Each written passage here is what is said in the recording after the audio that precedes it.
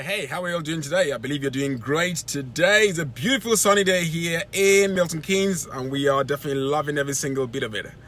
I've just come out from the physio, a bit of exercises there to make sure my shoulder's all good and going. Just felt I'd drop a video now before I begin to drive off, head back home and face the rest of the day. But the great thing is, I was having a conversation with a guy yesterday, and what made me really laugh, which is quite interesting, was we're talking about my trip to Nigeria and a few things I did while I was out there. And then he now said to me, you know what, I want to make a trip to Nigeria too. I want to do this, I want to do that. But he was like, I'm not sure what I really want to do. So I said to him, well, the first step is get some clarity. Be sure what you want to do, because I made that mistake a few years ago. Traveled to Nigeria, had absolutely no clue what I was going to do there. Stayed there for a while, more or less. I'll wake up in the morning, think to myself, Victor, what are you doing here?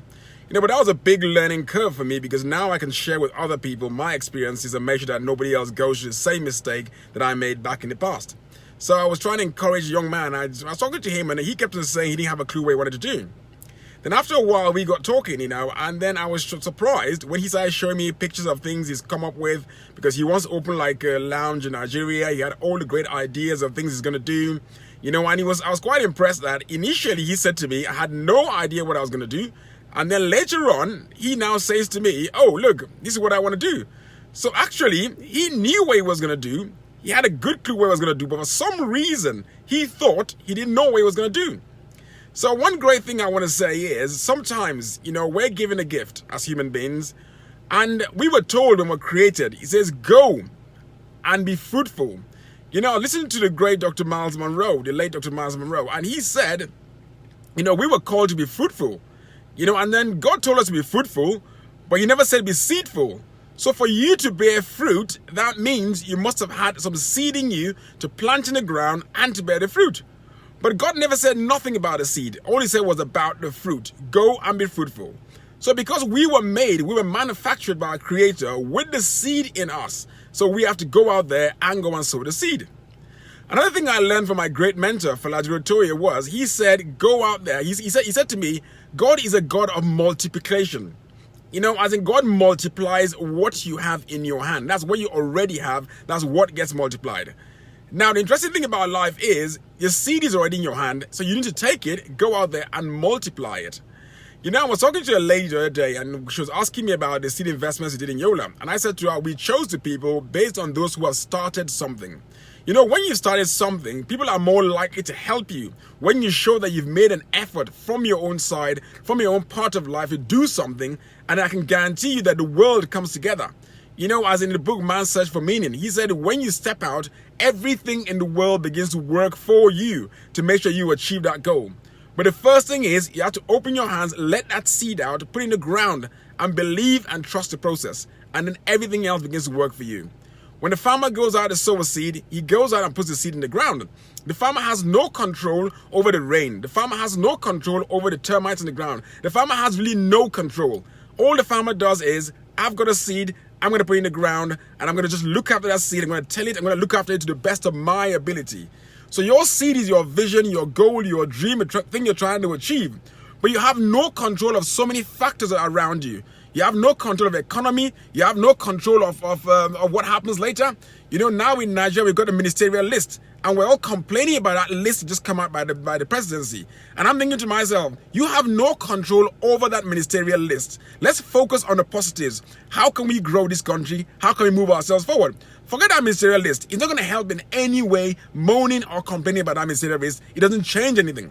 All I'm encouraging you now is the list is out. Sit down there and focus. How can I create value to make sure that these people on that ministerial list come looking for me to support and work with them to grow the nation? That is what's key. Moaning about that list is not going to help us in any way, shape, or form.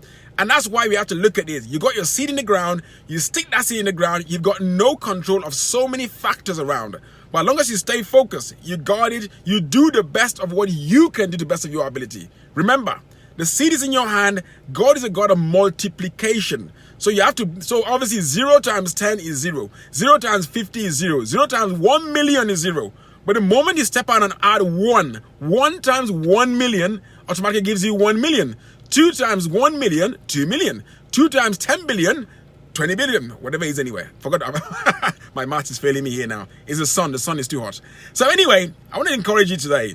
One of the biggest questions I get asked every single time. In fact, right when I got back from Nigeria, while I was in Nigeria, everybody kept on saying to me, oh, I want to start something. I'm not sure where I want to start. I want to start something. I haven't got the money to start. My response to them every single time is, when I started with absolutely zilch, nothing. I looked around me, I searched inwards, and I found, okay, fine, Victor, what have you got? I used to be a very shy person. I used to be a very, very mediocre person. You see, I used to talk. I used to love my comfort zone. I loved my comfort zone so much. So much that even now I have to fight myself sometimes, when I begin to get comfortable, to push myself out, because I was Mr. Super Comfort Zone in the past.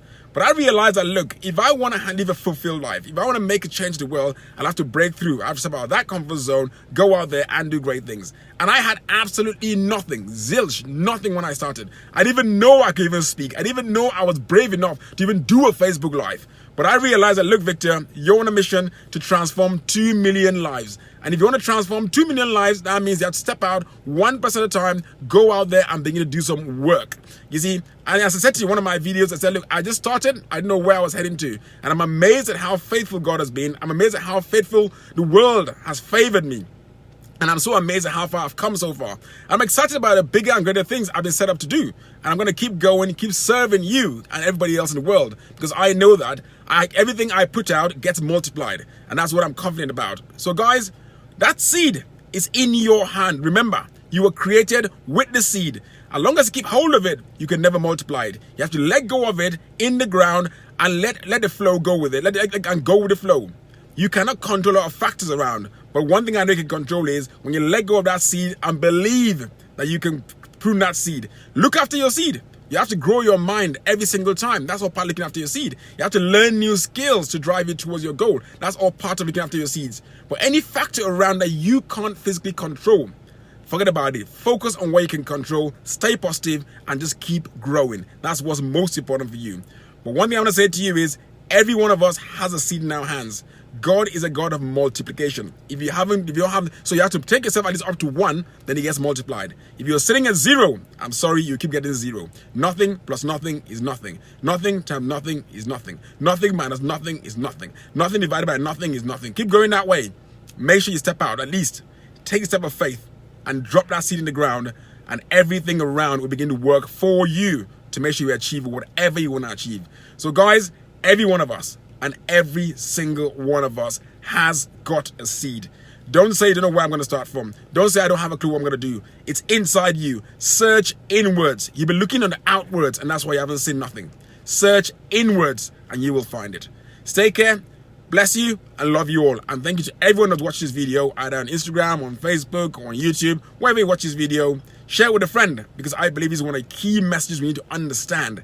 A lot of people are standing still because they don't realize that that thing they need to start is not in anybody else's hands, but it's in their own hands. So stay blessed. Love you all.